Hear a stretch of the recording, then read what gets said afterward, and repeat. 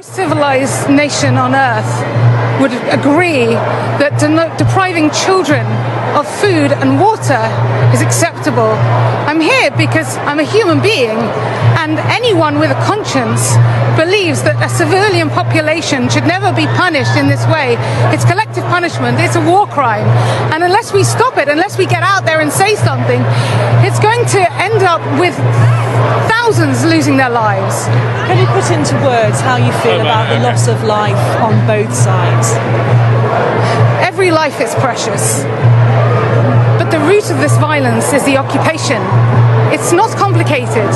It's a settler colonial state imposing apartheid and oppression on an indigenous people, and that's wrong everywhere for anybody.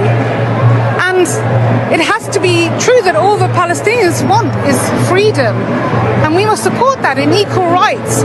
And I stand up here, I'm so pleased to see so many of my brothers and sisters with big hearts who know the truth. And the Western media has a duty now to tell the truth about what's happening, because I am seeing the worst horrors I could ever have imagined. I grew up in the shadow of the Holocaust, and we said never again, and that means never again for anyone.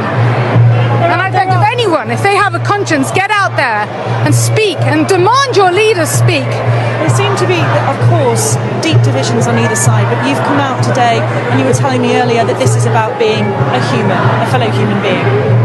I'm so thrilled to be here among my brothers and sisters who can see the truth, despite all the propaganda and the lies and the bias and the prejudice that we see in the Western media. It has been, quite frankly, an appalling week. What would you like to see the UK government do now? They must demand a ceasefire. They must demand that Israel stop bombing children and stop burying them under rubble. They must demand a humanitarian corridor so aid and medical supplies can get in. They must demand they have electricity. They must demand that there is food and water. This is an emergency now, a crisis, and people must rise to it.